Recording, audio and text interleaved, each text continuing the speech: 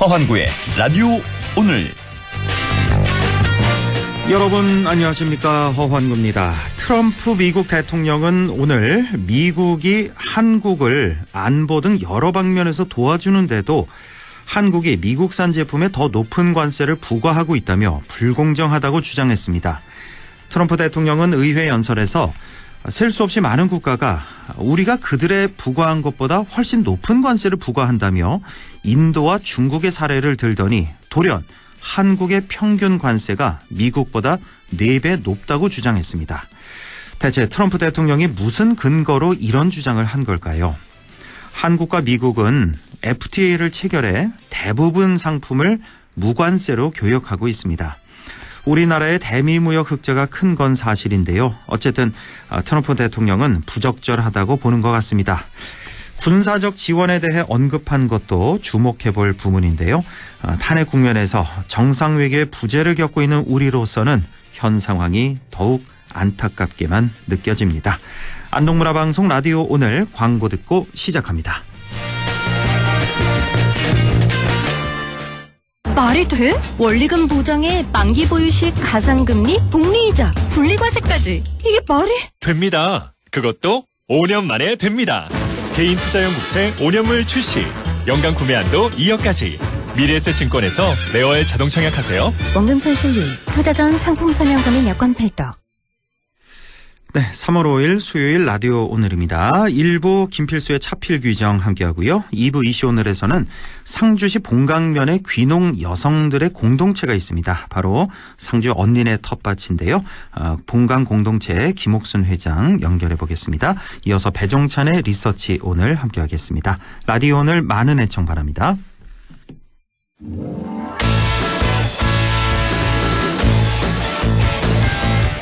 네, 차에 필요한 귀한 정보 김필수의 차필 규정, 대림대학교 미래자동차학부 김필수 교수와 함께합니다. 안녕하십니까? 네, 안녕하세요. 네, 이제 추위가 다 간 것 같죠? 이제 그렇습니다. 아직 이제 꽃샘 추위라 생각되는데요. 예. 몇 번쯤 올지 모르겠고 일단 강원도 쪽은 눈이 좀 많이 오지 않습니까? 그렇습니다. 그래서 좀 시기적으로 그렇지만은 이 3월 자체 날씨가 많이 풀리지 않았나 이렇게 보고 있는데 아직까지는 이 포털이라든지 또 날씨가 추워지면서 블랙 아이스가 존재하는 부분들이 나올 수가 있으니까 조심 운전하셔야 될 것 같습니다. 예, 내일부터 모레부터는 영상 15도 16도 이렇게 올라가던데 예보를 보니까 그래도 한 번쯤은 더 꽃샘추위가 있을 것도 같고 그렇습니다. 네. 자, 이제 계절별로 우리가 이제 차량을 관리하는 방법이 이제 다 다를 텐데 이제 봄이 성큼 다가온 것 같습니다. 자, 우리가 계절별 차량 관리 봄철에는 어떻게 하는 게 좋을까요? 1년 내내 다 중요하겠지만은 특히 지난 12월, 1월, 2월, 3분기월 동안에는 겨울철이다 보니까 추우면은 차량 관리를 전혀 안 하거든요. 네. 그러다 보니까 이 다른 계절에는 아무 때고 다 차량 관리를 수시로 할 수가 있지만은 웬만해서 차가 고장 나지 않으면은 차량 관리 안 합니다. 그런 측면에서 지금 겨울철을 지나고 몇 개월 만에 처음으로 차량 관리를 한다고 보시면 될 것 같아요. 네. 그런 측면에서 지금 봄철 차량 관리는 그래서 이 겨울철 때도 베끼고 또 차량의 문제점 몇 개월 누적되는 문제를 근본적으로 해결한다는 측면에서 머리끝부터 발끝까지 차량의 모든 부분들을 관리한다. 이거 관리 잘하시면 아시겠지만 연비 좋고 이 소음, 진동 적고 또 내구성 좋아지면서 고장 빈도까지 줄일 수 있다. 안전운전에도 도움이 된다 볼 수가 있습니다. 머리끝부터 발끝까지 다 점검해야 된다, 봄철에는. 그런 말씀이신데 좀 그 부분별로 좀 살펴봤으면 좋겠는데요. 글쎄요, 516 같은 거 타이어는 어떻게 해야 될지 좀 부분별로 좀.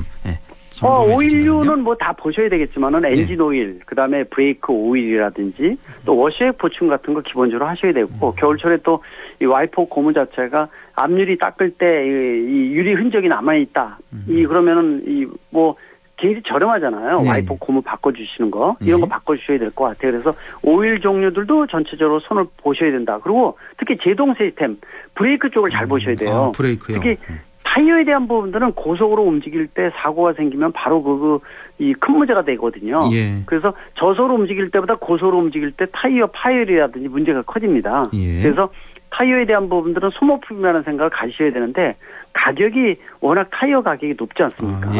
그러다 보니까 아껴서 잘 쓰시는데 약간 잘못 쓰면은 편마모가 생긴다든지 편마모는 그냥 바닥에 있는 상태에서 모르고요. 예. 이 정비업소 가서 리프트에다 차량 올려놨을 때 바퀴 네 바퀴 트레드 홈의 깊이를 보셔야 돼요. 예. 근데 홈의 깊이가 1.6mm 그래서 좀 마모가 많이 됐다 그러면은 당연히 타이어 교체를 하셔야 되고요. 공기압도 한 40 psi 정도로 해서 유지를 하시지 않으시면은 고속으로 달릴 때 문제가 생길 수가 있습니다. 특히 이 트레드 홈의 깊이가 낮게 되면은 이 빙판은 물론이고 비가 젖어 있는 도로 같은 데서 제동거리가 훨씬 더 길어진다는 거, 네. 안전에 직접적인 영향을 준다 볼 수가 있고, 또 지금 3월 달 중에 이 스노우 타이어 끼셨던 분들은 교체하는 시기예요. 그렇죠. 예. 예, 그래서 스노우 타이어 자체가 무겁고 연비가 떨어지거든요. 예. 그래서 이걸 또 보관할 때 뭐 아마 스노우 타이어 가격이 높다 보니까 이 판매를 하면서 이 보관에 대한 것들도 보증해 주는 데가 많이 있어요. 이 그늘진 곳에 이 바람이 잘 통하는 곳에 타이어를 스노우 타이어 보관해야 되는데 이 공기하고 접하는 고무가 산화가 많이 되기 때문에 보통 이제 이 비닐로 뒤집어 씌우거든요, 다시요. 예. 그래서 보관을 제대로 하게끔 하는 것도 중요하고, 아파트 사시는 분들 같은 경우에는 보관업소 없게 되면은 아파트로 가지고 올라올 수도 없지 않습니까? 예. 예, 근데 이제 아까 말씀드린 강원도 같은 데는 눈이 3월 중에도 많이 내려요. 그러다 보니까 이런 기간에는 또 한 달 정도 늦춰서 스노우 타이어 교체하시는 게 좋으니까 이외에도 배터리가 3년 됐다 그러면은 이 교체 시기 넘은 겁니다. 야. 과감하게 교체를 하셔야 될 것 같고. 배터리를 3년마다 가는 건가요? 그렇게 빨리 맞습니다. 가나요? 배터리는요, 오래 써도 3년 정도라고 보셔야 돼요. 오래 보통, 써도 3년이에요? 맞습니다. 보통 낮으면 한 2년 반 정도, 3년 정도 되면은 수명이 거의 다 돼가는데, 배터리는 상태를 봐서는 이게 수명이 다 되는지 잘 몰라요. 어느 순간에 이 아침에 시동이 안 꺼진다든지 또 문제가 생기는 경우도 많이 있으니까 겉으로 보기에 우리가 겉보기 전압이라고 그러는데 이 배터리는 멀쩡하다 한 번에 나갑니다. 그러다 보니까 혹시 전조현상 중에서 그런 건 있어요. 뭐 시동이 일발 시동이 안 된다든지 네. 뭐 두 번, 세 번 평상시에 없던 게 나타나는 거죠. 그게 전조 증상이에요? 한 번에 안 걸리는 맞습니다. 게? 전조 증상입니다. 예. 그리고 보통 이제 일반적으로 이 스타팅 모터나 이런 여러 가지 부분에 문제가 있을 수가 있지만은 대부분이 배터리가 오래돼서 전압이 떨어지면서 시동성이 떨어져서 2발, 3발 시동이 되는 경우도 많이 있거든요. 예, 그리고 또 전조등 같은 경우에도 평상시보다 어두운 거예요. 예. 전조등의 밝기가 어두웠다 밝았다 반복을 한다든지 뭐 이런 것들이 좀 전기 에너지가 제대로 공급을 못하는 경우가 바로 이 배터리 수명이 다 됐다 이렇게 보셔도 좋을 것 같습니다. 그렇군요. 또 한창 또 겨울철에는 배터리 방전돼서 긴급 출동 그 서비스 부르는 분들도 많았을 텐데 자 이런 뭐 몇 가지 전조 증상이 있는 분들은 배터리 교환 해보는 것도 좀 살펴봐야 될 것 같고 이제 에어컨 같은 문제도 에어컨 같은 경우도 이제 한 4월 뭐 중순 말 되면은 트는 경우도 있지 않나요? 또 맞습니다. 요즘 워낙 기온이 높아져서 네, 날씨가 따뜻해지면요. 야간에는 춥고 낮에는 덥고 해서 맞아요. 히터와 에어컨을 교대로 틀어지는 이런 경우도 많이 있어요. 그러니까 아마 경험하셨을 거예요. 봄, 가을에 특히 봄에 그렇거든요. 에어컨도 좀 상태를 좀 점검해 볼 필요가 있겠네요. 봄철에. 있습니다. 여름에 되기 전에요. 한 번씩 보통 한두 달에 한 번씩 에어컨을 최대로 켜서 차가운 바람이 제대로 나오는지. 왜냐하면은 에어컨 시스템 자체를 몇 개월 동안에 여름 되기 전에는 틀지 않기 때문에 이 장치들이 동작을 안 하면은 역시 습기가 많아지고 이 고장이 생길 수가 있어서 정기적으로 한 번씩 틀어주는 것도 좋습니다. 근데 에어컨 말고도요. 특히 실내로 유입되는 그 실내 필터, 에어컨 필터라고 얘기를 하거든요. 에어컨 필터를 꼭 교체를 하셔야 돼요.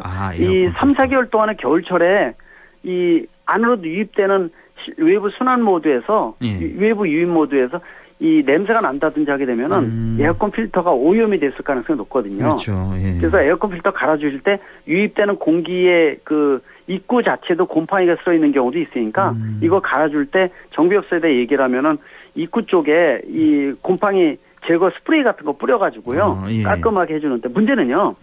자, 이 에어컨 필터 바꾸더라도 가장 중요한 것이 바닥에 매트를 청소하셔야 돼요. 매트 청소 안 하는 게 바닥에 많잖아요. 매트가 멀쩡해 보여도 사이사이에 먼지가 엄청나고요. 엄청나죠. 신발에서 운동화 이런 떨어지는 것들 있죠. 이게 누적되는데 이거 청소 안 하시게 되면 실내 순환 모드로 하게 되면 공기가 안에서 뺑글뺑글 돌면서 먼지 내가 다 마시는 거예요. 그렇죠. 그래서 이 밑에 매트 바짝 청소하시고 말리시고요. 그다음에 이 젖은 수건 같은 걸로 예를 들어서 안에 있는 여러 가지 뭐 대시보드라든지 이 먼지 같은 거 쌓이는 거 한 번씩 전체적으로 해주고 에어컨 필터까지 교체하시면은요. 예. 이게 실내 공기질이 완전히 틀려집니다. 그렇겠죠. 예, 이 상태에서 뭐 깔끔하게 한 상태에서 아침에 출근한다든지 하면 기분도 굉장히 상쾌하거든요. 그렇죠. 예. 근데 이거 하실 때 가장 중요한 게요. 예. 이 외부 세차 항상 하시죠. 예. 세차할 때 예. 봄철에는 하부 세차를 자주 하셔야 돼요. 아, 차량 하부 세차도 하라고요? 예, 하부. 왜 보통 그렇죠? 자동 세차 중에서 예. 하부 세차를 하게 되면은 1, 2천원 더 줘야 돼요. 예. 돈 더 주면서 하부도 부탁드립니다. 그러면은 밑으로 물이 올라오게끔 세팅을 해줍니다. 예. 비용이 1, 2천원 더 비싼데 그럼 밑에서 물을 쏴주는데 보통 겨울철에 이번에도 뭐 이 지역별로 눈도 많이 내렸지만은 이 염화칼슘 많이 뿌리거든요. 근데 염화칼슘이 있죠. 예. 바닥에서 올라오는 염화칼슘이 예. 이 눈에 보이지 않는 쇠와 쇠 사이에 끼어 있으면 이게 부식을 몇 배 가속화시킵니다. 물론 그렇겠네요. 옛날 차에 비해서 최근의 자동차는 뭐 도색이나 코팅 이런 거 많이 돼 있지만은 그래도 바닥에 염화칼슘이 제일 안 좋거든요. 예, 그래서 이 하부 세차까지 꼭 하셔야 돼서 하부 세차를 일회성으로 하지 마시고 간혹 두세 번 정도는 해주시면 좋고요. 예. 물론 겨울철에 세차장이 좋은 게 많이 생겼어요. 예전에는 겨울에 날씨 추우면은 세차 안 했지 않습니까? 예. 근데 요새는 실내 자동 세차도 많이 생겼어요. 실내 그래서 세차. 예, 안에서 겨울철에 세차 많이 하십니다. 왜냐면은 아까 염화칼슘 이 문제가 부식을 문제를 많이 일으키기 때문에 그래서 세차하시고 또 이 세차하실 때 또 한 가지가 뭐냐면은 안에 엔진룸 청소를 꼭 그 정비업소에다 부착을 하셔야 돼요. 엔진룸도 청소해라. 맞습니다. 열고. 그래서 정비 받으실 때 내가 청소하는 것보다 엔진룸은 스프레이 그 클리닝 스프레이가 따로 있어요. 예. 그래서 정비업소에서 뿌려가지고 에어 같은 거 불어내서 찌꺼기 같은 거 다 없어지는데 왜 중요하냐면은 엔진룸이 내연기관차는 95%가 엔진에서 화재가 발생을 합니다. 예. 근데 엔진룸이 뜨겁다 차갑다 하고 각종 전선이나 센서가 다 모여 있는데 차가 6년 7년 누적되게 되면은 이 엔진룸 주변에 오일 찌꺼기하고 먼지가 뭉쳐서 하나의 그 시커먼 덩어리가 생기는데 이게 가연성 물질이래요. 아, 여기서 또 화재가 발생할 수도 있는 거예요? 맞습니다. 엔진룸에서. 그래서 이런 것들 찌꺼기 제거를 한번 해주게 되면은 엔진룸 또 외부 세차, 실내 이 청소. 그리고 또 한 가지 마지막에 이제 트렁크 청소입니다. 트렁크를 트렁크 여름 지나면요, 조금 이따 추워진데 그냥 놔두잖아요. 예. 이렇게 반복하면 7년, 8년 동안. 예. 그래서 차 나중에 10년에 차 팔 때 있죠. 판매를 중고차 내놓을 때 이 트렁크를 뒤집어 10년 동안 썼던 게 누적돼 있는 분들도 많이 있습니다. 그럴 거예요. 예, 그래서 꼭 청소를 하셔서 깔끔하게 필요 없는 거 제거하고요. 그다음에 가볍게 하면은 그만큼 연비도 좋아지는 거니까. 또 골프 같은 것도 그렇잖아요. 필드 나가지도 않은데 트렁크에다가 몇 달 동안 계속 싣고 다니시는데 맞아요. 예. 차만 무겁습니다. 차만. 예, 그래서 그런 거 생각하셔서 이 트렁크까지 하시게 되면은 완벽하게 끝나는 거니까 이때 아침에 양복 입고 새로 출근하신다든지 하게 되면은 기분도 아주 깔끔하다고 볼 수가 있고요. 예. 네. 이제 봄철이 되면 이제 세차 신경 써라. 특히 하부 세차, 그 염화칼슘 제거해줘야 되고 엔진룸도 좀 청소하고 트렁크도 청소해줘라라는 말씀이시고 그 에어컨 필터 아까 말씀하셨는데 이거는 봄철마다 매년 한 번씩 좀 에어컨 필터는 갈아주는 게 좋겠네요. 1년에 2번 정도 갈아주셔야 돼요. 1년에 2번이나요? 그래서 봄하고 가을에 한번 갈아주시는데요. 예. 보통 비용이 한 뭐 1, 2만 원 더 비싸더라도 한국소비자원에서 시장에 판매되는 에어컨 필터를 평가해서 올려놓은 것도 있어요. 이거 보시면은 미세먼지나 초미세먼지 효과가 있는 것들도 이 순서별로 쭉 돼 있거든요. 그래서 이런 거 있으면은 지금 봄철이니까 또 미세먼지, 초미세먼지 많이 생기는 날이 있지 않습니까? 근데 운행할 때 외부 유인 모드로 안 할 수는 없는데 할 때 이 에어컨 필터에서 좀 걸러주게 되면은 이 실내 공기질이 그만큼 좋으니까 이 경우에는 10,000원, 20,000원 비싸다고 아끼지 마시고 나의 건강, 아토피 알레르기 같은 것도 예방할 수가 있습니다. 그렇군요. 자, 전기 자동차 같은 경우 아까 그 하부 세차 말씀 주셨는데 저번에 한번 하부 세차할 때 전기 자동차는 좀 주의하라고 말씀하신 것 같아서요. 다시 한 번만 근데 좀. 꼭 그럴 필요는 없는데요. 하부 세차할 때는 그냥 하부 세차하세요. 근데 이 배터리가 있다 하더라도 보통 2중, 3중으로 방수 처리가 돼 있어요. 근데 이제 역시 이 전기차라고 해서 바닥에 염화칼슘 안 붙는 거 아닙니다. 똑같아요. 똑같이 붙죠. 붙습니다. 그래서 청소하셔야 돼요. 그래서 이 세차하셔도 특별히 문제가 없어요. 그래서 이 세차하면 도리어 바닥에 프레임 자체에 녹이 쓴다든지 이런 것들을 방지할 수가 있으니까 하부 세차 꼭 필요합니다. 대신 이제 그 엔진룸이 따로 없기 때문에 엔진 오일이라든지 뭐 이런 오일 종류들은 교체할 필요가 없어서 관리 비용이 훨씬 더 저렴하고 이 전기차는 워시액 보충만 해주시면 되거든요. 예. 예, 나머지는 거의 반영구조로 쓴다. 그리고 타이어가 문제예요. 타이어가 전용 타이어 쓴다 하더라도 내연기관차보다 무게가 평균 같은 동급 대비 500kg 정도 무겁기 때문에 예. 타이어 소모율이 1.3배에서 1.5배입니다. 그래서 편마모라든지 또 공기압이라든지 이런 부분들은 내연기관차보다 좀 더 신경을 써서 관리해야 되는 게 바로 제동장치, 타이어 이게 바로 전기차라고 볼 수가 있습니다. 그러면 전기차 아무래도 차량 무게가 더 나가기 때문에 타이어 마모도 더 빠르군요. 예. 맞습니다. 자, 오늘 이렇게 봄철을 맞아서 차량 관리, 뭐 에어컨 필터라든지 뭐 타이어, 오일류, 특히나 세차 꼼꼼히 잘해줘라라는 말씀까지 오늘 잘 들었습니다. 지금까지 대림대학교 미래자동차학부 김필수 교수와 함께했습니다. 고맙습니다. 네, 감사합니다. 네, 라디오 오늘 2부에서 뵙겠습니다.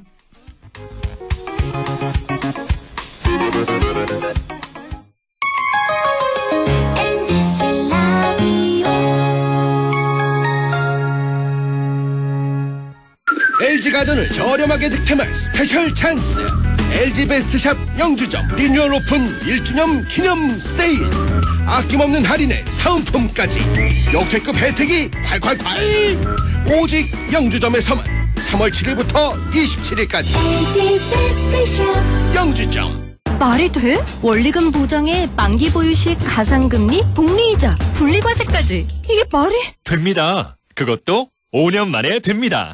개인 투자용 국채 5년물 출시. 연간 구매한도 2억까지.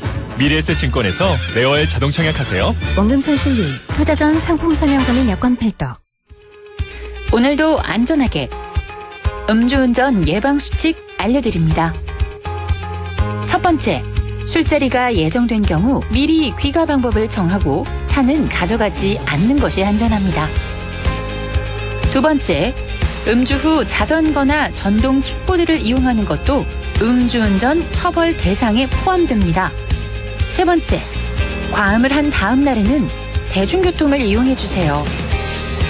숙취 음주운전 역시 처벌 대상입니다. 네 번째, 음주운전을 방조하는 경우에도 3년 이하의 징역형 또는 1,000만 원 이하의 벌금형에 처해질 수 있습니다. 적극적으로 말려주세요. 위험한 음주운전 미리 예방하여 소중한 생명을 지켜주세요.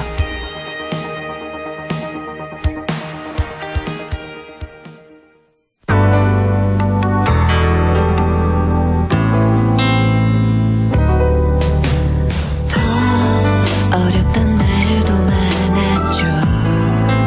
우리 함께 한다면 따스함을 느껴요.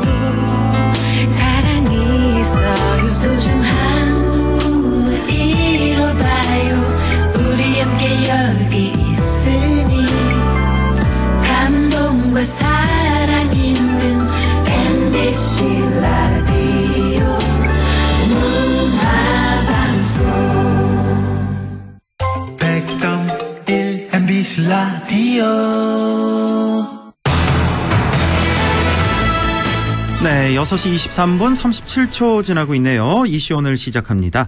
상주시 봉강면에는 특별한 공동체가 있습니다. 바로 여성 농민들이 주도적으로 농산물을 생산하고 판매하면서 또 생태농업을 실천하면서 살아가고 있다고 하는데요. 상주 언니네 텃밭 봉강 공동체 김옥순 회장을 만나보겠습니다. 자, 김옥순 회장님 안녕하십니까? 네, 안녕하십니까. 네, 반갑습니다. 자, 여성 농민들이 함께 모여서 우리 농산물을 생산하고 또 꾸러미를 만들어서 판매도 하시고 지역도 지키고 계신데요. 자, 먼저 상주 언니네 텃밭 봉강 공동체에 대해서 소개를 좀 해주시죠. 네, 언니네 텃밭 봉강 공동체는 번원 고령농 여성 농민들이 텃밭에서 나오는 생산물로 꾸러미를 만들어서 도시 소비자에게 보내는 제철 꾸러미 사업입니다. 예. 2009년 봉강마을 여성농민들이 모여서 제철에 나오는 농산물을 싸서 보내자는 마음을 모아서 처음 시작할 때는 10년만 해보자. 100명의 소비자만 있으면 정말 좋겠다는 생각으로 시작을 했습니다. 네. 그게 벌써 16년이 되었습니다. 그렇게 이렇게 안동 MBC를 나게 되었네요. 예, 2009년에 시작하셨군요. 그럼 벌써 네네. 16년째. 네. 10년만 해보자. 100명의 소비자만 모아보자 이 마음으로 시작하셨는데 네네. 벌써 16년째 하고 있고 소비자들은 뭐 굉장히 많죠. 100명이 아니라 지금 회원들이 소비자들 네. 지금 매주 170가구 정도 보내고 있습니다. 아, 매주 정기적으로 170가구 보내고 꾸러미를 네. 보내시는 거죠? 네, 그 꾸러미를 외에도 보내고 뭐 있습니다. 회원들도 굉장히 많이 있고. 네네. 아, 뭐 몇 가지만 좀 소개를 해 주시죠. 지금 뭐 하고 있는 사업이 뭐 어떤 종류들이 있는지. 저희들이 하고 있는 사업으로는 직거래 장터, 이제 목요 여성 농민 장터를 하고 있고요. 예. 토종 씨앗 나누기, 토종 종자 채종을 하고 있고, 토종 농산물로 이제 밥상 나눔을 하고 있습니다. 예. 그리고 시민들과 함께하는 토종 시민 텃밭을 운영하고 있고요. 예. 그래서 소비자분들과 함께하는 체험 행사나 저소득층 1인 가구에 대한 이제 후원 꾸러미도 발송하고 있습니다. 그래. 아유, 참 많은 사업을 하고 계시네요. 그 농사 짓기만도 힘들 텐데 이렇게 사업까지 판매까지 이렇게 다양하게 하고 계십니다. 예. 자, 주로 어떤 농산물을 생산하고 있는지 이것도 좀 궁금하거든요. 네, 저희들이 가족의 밥상을 차리기 위한 모든 농산물을 재배하고 있습니다. 물론 지역적 특성이나 기후변화로 힘든 작물도 있지만 다양하게 물품을 보내려고 다양한 시도를 하고 있습니다. 예. 저희들이 이제 꾸러미 넣는 품목은 매년 200에서 300가지 정도 되는데요. 지금 이제 날씨가 따뜻해지면 산나물, 좀 있으면 이제 쑥도 올라오고 지금 냉이, 달래, 뭐 고추나 가지, 오이, 호박, 무, 배추, 뭐 간식으로는 식혜나 떡, 지역에서 생산하는 과일들, 그리고 생산자가 직접 채취해서 담그는 효소, 그리고 전통 된장인 된장, 간장, 고추장 등을 이제 하고 있습니다. 뭐 토종쌀이나 현미 가래떡을 이용해서 현미 가래떡도 보내고 있고요. 예. 여러 가지 품목이 있습니다. 아, 그냥 농사만 딱 지어서 뭐 예를 들어 뭐 상추, 오이 뭐 이런 것만 보내는 게 아니라 뭐 식혜, 떡, 효소 이런 것도 또 만들어서 보내는군요. 네, 저희들은 그렇죠. 제철에 나는 것을 이제 슬로건을 해서 보내는데요. 예. 뭐 다 말씀드리기는 이제 어렵고. 너무 많아서. 저희들은, 너무 많아서. 기본적으로 이제 두부, 콩나물, 유정란은 기본적으로 들어갑니다. 예. 그리고 제철 채소에 이제 한 서너 가지가 들어가고. 일주일에 뭐 한 번 꾸러미로 받으면 4인 가족은 한 두세 번은, 상차림을 하지 않을까 생각됩니다. 아, 그렇게 4인 가족 기준으로 해선 두세 번 정도 일주일에 네네. 멋진 상차림을 할 수 있는 그런 꾸러미를 직접 이렇게 박스에 담아서 이제 보내주시는 거잖아요. 네네, 맞습니다. 그 한 상자가 가격이 얼마쯤 하는 거죠? 한 상자에는 3만 원 정도 하고 있습니다. 한 상자에 3만 원 네네. 정도. 일주일 식탁을 또 책임질 수 있는. 네, 한 달에 4번 예. 보내고 있습니다. 그렇군요. 이렇게 매년 한 200에서 300가지 정도 농산물을 생산하고 네네. 있다. 아니 근데 이거 일손이 너무 부족하진 않나요? 이 많은 부족하죠. 일들을 하려면 그렇죠. 네, 부족하지만 쉴 틈이 없을 것 같아요. 맞습니다. 예. 자, 이제 상주 언니네 텃밭 봉강 공동체가 이제 16년째를 맡고 있는데 그동안 보니까요. 뭐 상도 많이 받으셨고 전국 방송도 타시고 그동안에 많은 일들이 있었을 것 같은데 뭐 기억에 남는 일이 있다면요? 네, 맞습니다. 감동적인 순간도 많았습니다. 그래도 이제 함께하는 공동체 식구들과 믿어주는 소비자들 분들이 계셔서 이렇게 오랫동안 지속 가능했다고 생각됩니다. 예. 그리고 그동안 방송이나 신문 등에서 많은 취재를 오시긴 했습니다.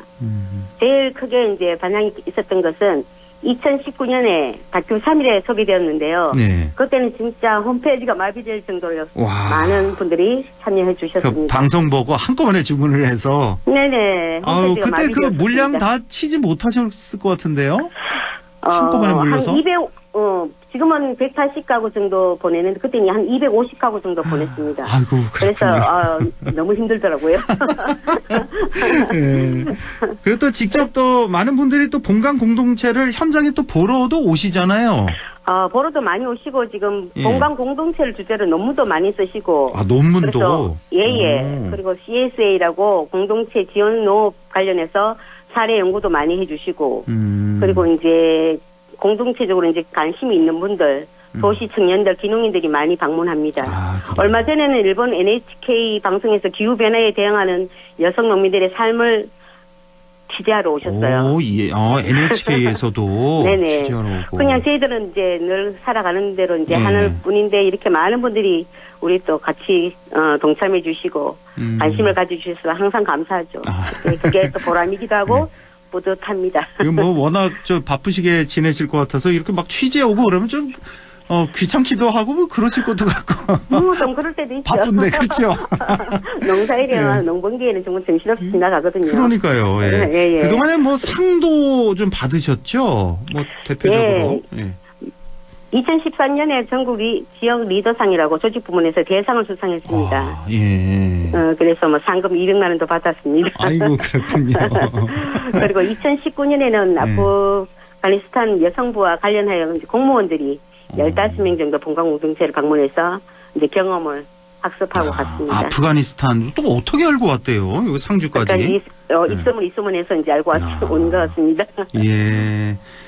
그 외에도 여러 방송도 많이 하고, 언론 홍보, 기획 보도 등으로 이렇게 마을 기업을 또 홍보하고 있는, 본강 공동체가 되겠습니다. 자, 지금 그러면, 회원은 모두 몇 분이나 된지, 아까 매주 170가구인가요? 예. 네네. 이렇게 보낸다고 하셨는데, 지금 거기서 이제 본강 공동체에서 일하고 있는 회원은 몇 분이나 계시는 거예요? 그럼 여성 농업인들은?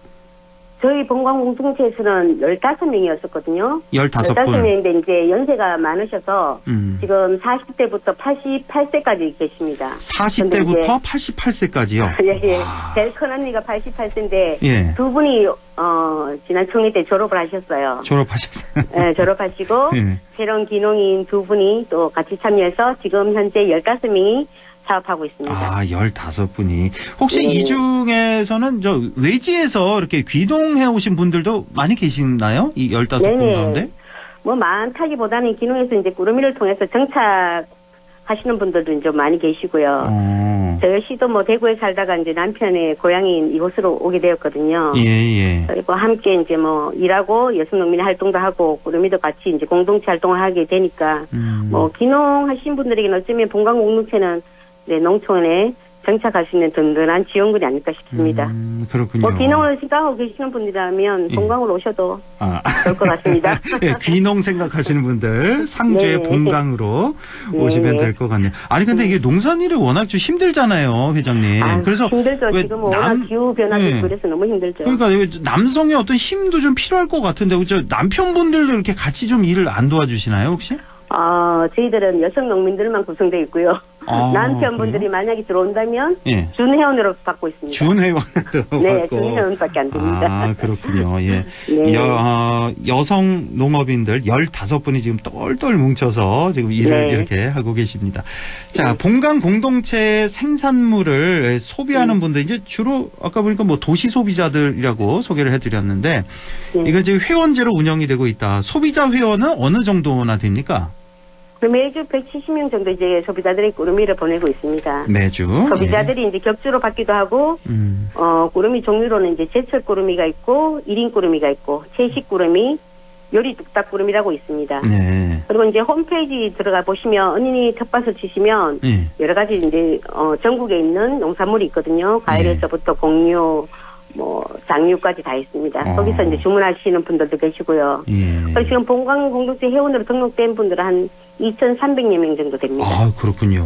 네. 그러니까 170명 정도는 이제 정기적으로 매주 받아보시는 분들, 그리고 한 2,300명 정도의 소비자 회원들이 있다는 거고. 네. 혹시 그 매출을 좀 여쭤봐도 될까요? 어느 정도나 파시는지?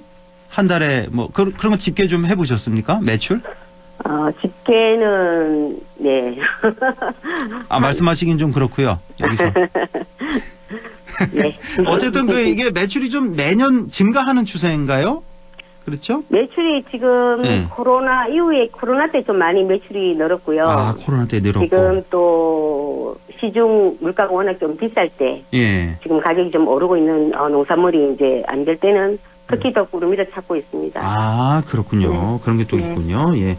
자, 우리 본강 공동체는 생태 농업을 지향하고 있다고 들었는데, 자, 이 생태 농업이라면은 글쎄요, 이걸 어떻게 이해해야 될지, 친환경 농법, 유기농법 이런 걸 한다는 말씀인가요? 생태 농업이? 저희들은 생태 농업을 하고 있는데, 화학 비료를 쓰지 않고 무농약 이상 농사를 짓고 있습니다. 그렇군요. 그래서 저희들은 이제 내 가족이 이제 먹는다는 생각으로 짓고 있고요.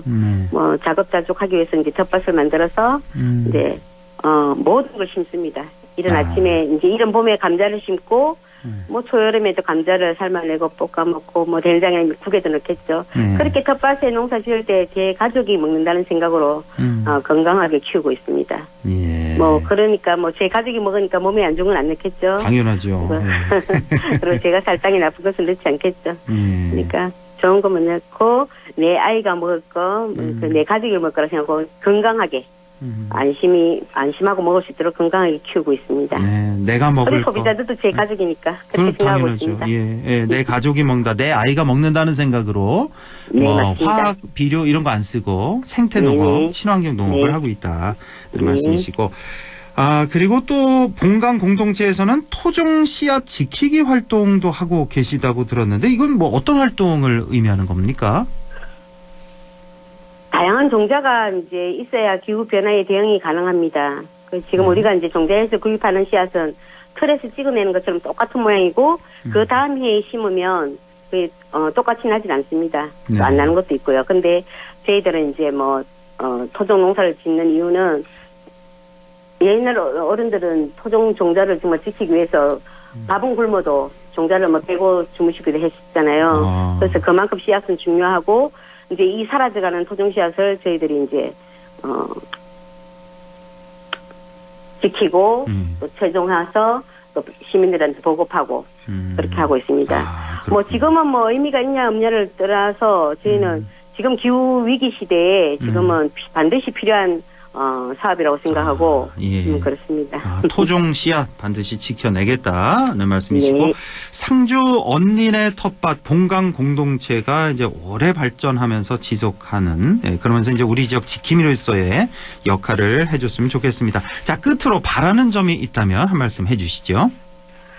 네. 농업은 진짜 마치 공기와 같습니다. 없으면 살 수 없지만 평소에는 의식을 못 하잖아요. 네. 그래서 사실 누구에게 바란다기보다는 저 자신이 또 우리 공동체가 지치지 않고 계속 지속되기를 바라고 있습니다.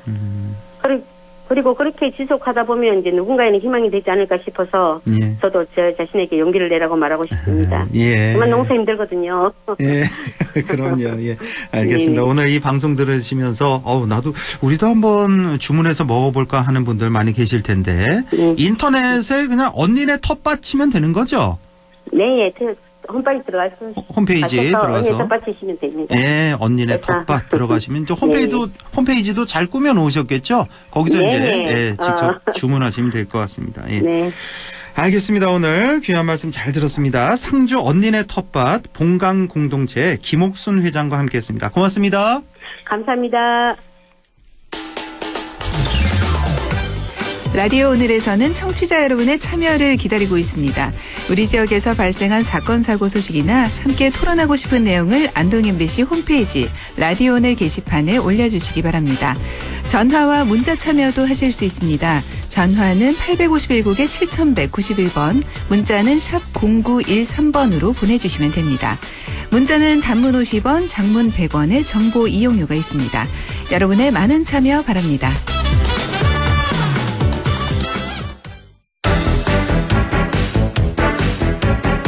네, 리서치 오늘 인사이트 K 배종찬 소장과 함께합니다. 안녕하십니까?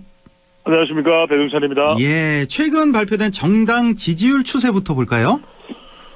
네, 그렇습니다. 지금 보도상으로는 윤석열 대통령에 대한 탄핵 심판 선고가 3월 14일 보도 나오고 있습니다만 확정된 것은 아니고 좀 보기는 해야 될 텐데 임박한 시점에서의 여론 지지율, 여론조사 결과의 추세 상당히 중요할 것으로 보입니다. 먼저 오늘 소개드린 조사는 중앙선거론조사 심의위원회 홈페이지에서 확인 가능합니다. 리얼미터가 지난 이 에너지 경제신문의 의뢰를 받아서 지난달 26일부터 28일까지 전국 1,506명을 대상으로 실시한 무선 자동응답 조사 결과입니다. 이게 월요일에 발표됐던 조사죠? 지난 월요일에. 맞습니다. 어느 당을 네, 맞습니다. 어느 당을 지지하는지 물어봤는데요. 더불어민주당이 44.2% 직전 조사보다는 더 올라간 결과이고요. 국민의힘은 37.6%로 직전 조사에서는 오차 범위 내 국민의힘이 더 앞서는 결과였는데 이번 조사에서는 민주당 44.2, 국민의힘 37.6%로 직전 조사보다는 다른 결과가 직전 조사와는 다른 결과가 나왔습니다. 그렇군요. 민주당 올라가고 국민의힘 내려가고. 자, 그러면 이런 지지율 변화 원인 뭐 어떻게 분석해 볼 수 있을까요? 그렇습니다. 직전 조사하고 비교를 해보면 뭐 다른 상황이 달라진 건 없습니다. 지금 계속해서 이제 엎치락 뒤치락 하는 결과가 이제 최근에 나오기 시작했는데 이걸 통해서 조금 여론이 정리되고 수렴되는 현상으로 보입니다. 직전 조사에서는 국민의힘이 42.7, 민주당이 41.1이었거든요. 근데 제가 이제 구체적인 내용으로 이제 진보라고 응답하는 응답자, 또 보수라고 응답하는 응답자 달라진 게 없어요.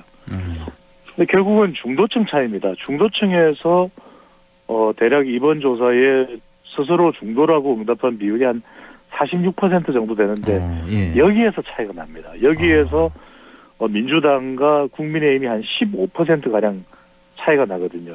이 결과가 결과적으로는 지금 전체 결과에서는 한 7% 정도 가까운 정도의 차이가 나는데 이 결과에 결정적인 영향을 준 것은 중도층에서 차이 난 것이 가장 크게 전체 결과에 영향을 미친 것으로 보입니다. 그렇군요. 중도층이 민주당을 좀 많이 지지하지 않았냐.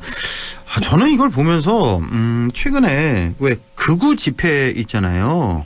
여기에 대한 좀 반감 생긴 거 아닌가. 아니면 그 헌법재판소 탄핵 변론에서 그 윤 대통령의 그 발언들 이런 것도 좀 영향 끼친 거 아닌가. 저는 좀 개인적으로 그렇게 생각했는데. 그럴 수 있죠. 그러니까 이제 허영크께서 말씀하시는 대로 제가 여론을 구분을 해드리면 광장에서의 여론도 여론입니다. 그런데 이제 우리가 늘상 이야기하는 것은 전체 국민의 여론이거든요. 그러니까 이제 광장의 또는 장애 집회의 여론은 전체 여론의 일부분인 것이죠. 그러니까 지금 여론조사 결과에 나온 여론의 결과는 광장의 여론, 또 광장에 나서지는 않았지만 중도층의 여론, 또 여론조사에 응하지는 않지만 또 침묵하고 있는 여론, 이게 이제 다 합해져야 전체적인 우리가 여론으로 볼 수 있거든요. 그러니까 이제 최근에 소개를 해드리고 분석해드리는 여론은 여론조사에조차 응하지 않은 사람들은 제외가 된 것이죠. 그럼에도 불구하고 이 여론조사 결과가 중요한 것은 그래도 이 범위가 광장에 나온 그 여론보다는 범위가 더 넓다는 겁니다. 중요한 것은 그래도 전체에 가깝게 조사된 결과들이 더 실제 여론에는 보다 더 가까울 수 있다. 가까운 여론의 결과일 것이다. 라고 보는 것이 분석하는 것이 더 타당할 수 있다는 말씀드립니다. 또 하나 확인해보고 싶은 게 최근에 이제 발표되는 여론조사 보면 그 응답자 중에 진보 지지층보다는 보수 지지층에서 응답률이 훨씬 더 응답자가 더 많았잖아요. 뭐 100명, 200명씩 이렇게 많았던 걸 볼 수가 있는데 이번 조사에서도 역시 보수 지지층들이 응답을 더 많이 했는데도 이렇게 나온 건가요?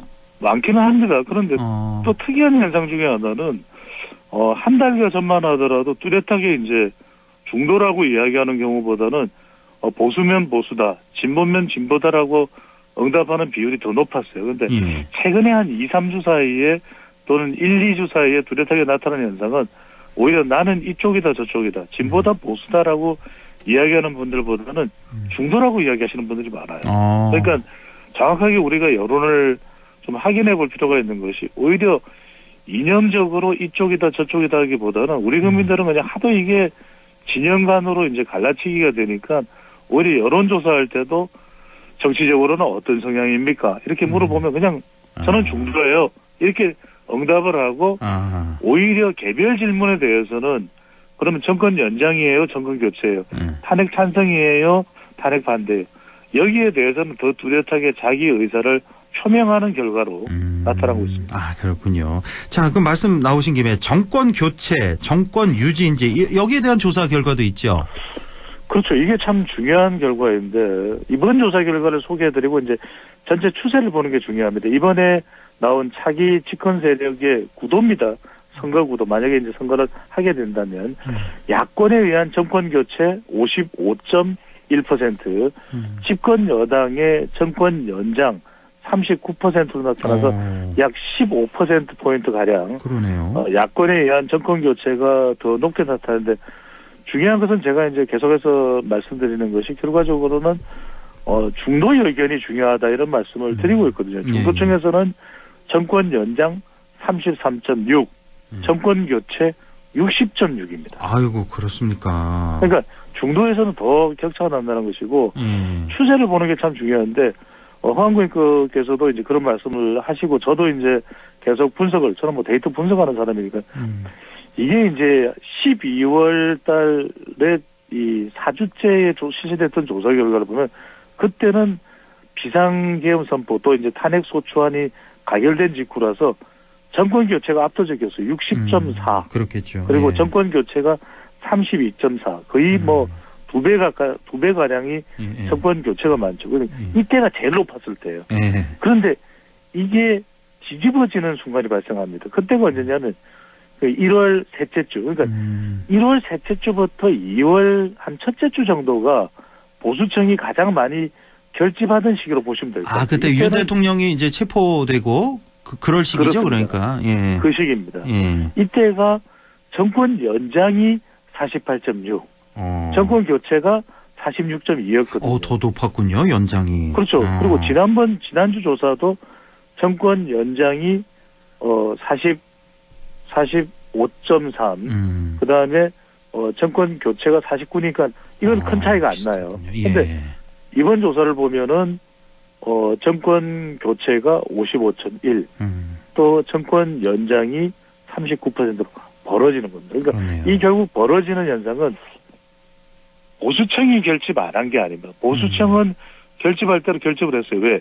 보수 성향이라고 응답한 사람들의 결과는 비슷해요. 그런데 이제 중도층에서 차이가 납니다. 역시 중도층 아까 말씀드렸던 대로 지금의 여론의 무게를 싣고 있는 것은 또 결과에 결정적인 영향을 주는 것은 중도다. 이렇게 말씀드립니다. 그러니까 선거에서 중도층이 중요하다는 건 뭐 저도 알고 소장님도 알고 뭐 누구나 다 아는 국민의힘 의원들도 다 아는 그런 사실인데 이건 거의 진리입니다. 근데 최근에 국민의힘 의원들의 언행들을 보면 중도층을 아예 생각 안 하고 있단 말이에요.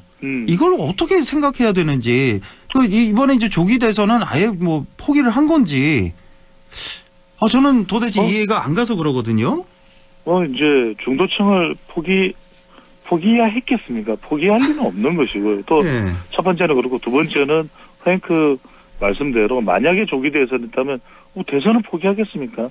어느 정당이고 정당이라고 하는 것은 정권의 획득을 목표로 하는 정치 세력이거든요. 그러니까 그럴 리는 없는데 항상 우리가 왜냐하면 강한 자극에 오히려 더 이끌리는 이 피할 수 없는 치명적인 유혹의 현상이죠. 치명적인 유혹 현상이 발생하고 있다. 그러니까 중도 이야기를 해도 당장의 시선이 또는 자극이 쏠리는 것은 강성 지지층인 거죠.